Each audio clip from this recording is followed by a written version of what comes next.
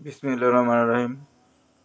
বাংলাদেশে 5ই আগস্টে যে আন্দোলন হলো, আন্দোলনের পরে যে শেখ হাসিনা স্বৈরাচার শাসন ব্যবস্থা করে গেছিল, মানে বুকের উপরে পাথর বসেছিল, পাথরটাকে সবাই মিলে নামাই দিছে।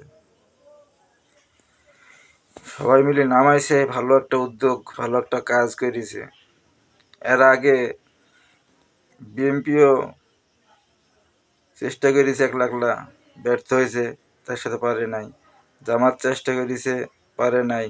আয়নাঘরে পুরি তাদের রিমান্ডে নিয়ে তাদের নির্যাতন করা হয়েছে। সেটা আওয়ামী লীগ, বিএনপির সবাইকে করেছে। মানে কথার উপরে কথা বলা যাবে না, যদি বলে তাহলে তার এই অবস্থা হবে। বিএনপিও নির্যাতিত ছিল, জামাতও ছিল, অন্য দল ছিল, তারাও ছিল।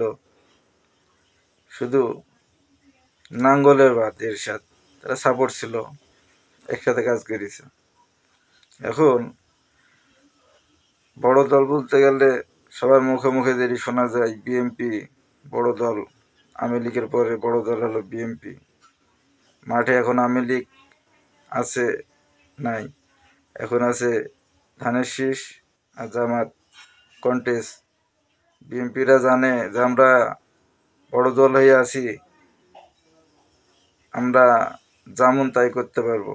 এরকম যদি ভাবে তাহলে তো এটা তাদের ভুল একটা সিদ্ধান্ত যাবে। প্রতিপক্ষকে, সে ছোট হোক আর বড় হোক, তাকে দুর্বল মনে করতে হয় না। কারণ সে, তাকে যদি সবল না মনে করে, সে যুদ্ধের ময়দানে কোনো মজাই থাকবে না। এখন এই জায়গায় বাংলাদেশের মধ্যে বিএনপি আর জামাত যদি যুদ্ধ লাগিয়ে দেয়, মানুষটা হাসবে।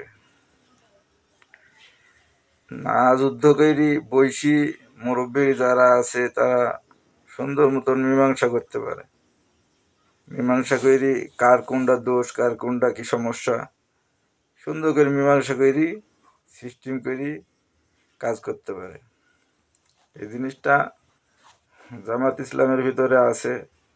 ঠান্ডা মাথায় বসে থাকে, নির্যাতন হলেও কিছু বলে না, চুপ করে থাকে। বিএনপি যে অবস্থা করছে, মাঠ পর্যায়ে যারা কাজ করে বড় বড় নেতা, তাদের তো ঠেকাই নিয়ে মুশকিল। বিএনপি করেনি এতদিন, এখন বিএনপির মধ্যে নাম দিছে, বড় বিএনপি হয়ে গেছে। এসব ক্যাটাগরির লোক যেগুলো আছে, দখলদারি, মালা ধরা, ছিনতাই, এসব করে নেতা বেতা যদি খায়, ওরা এখনই যদি এরম করে, আর কিছুদিন পর কি করবে, এটা জনগণ কিভাবে নেবে? জনগণের মাথার মধ্যে এটা কি করে যাচ্ছে যে এখন যদি এরম করে, আর তো সময় থাকলোই। দেশকে ভালোবাসি, দেশের মানুষের জন্য উপকৃত হবে এমন কোনো কিছু না করি, যদি ভাগাবাটিলে লাগি যায়, ভাগাবাটারিলে লাগি যায়, নাম তো হচ্ছে বিএনপির, ফিল্ড নষ্ট হচ্ছে বিএনপির। এরকম করলে তার ভালো কিছু হবে না। আল্লাহ তাআলা সবাইকে একসাথে বসি, দেশকে ভালোবাসি, কোরআন সামনে রাখি, দেশ গড়ার লক্ষ্যে কাজ করার জন্য রহমত নাজিল করেন। সবাই যেন একসাথে মিলেমিশে থাকি, সুন্দর মতন দেশটাকে ফ্যাসিড মুক্ত রাখতে পারে, সেই জন্য আল্লাহ তাআলা আমাদের রহমত নাজিল করেন। মারামারি, হিংসা, এগুলার নাকি জন্য ভালো কিছু বই আনে না। মারামারি করলে লস, মারামারিতে ক্ষতি, এটা সবারই জানা, মানতে সবাই চায় না। আল্লাহ তাআলা সবাইকে মানার, জানার তৌফিক দান করুন। আমিন।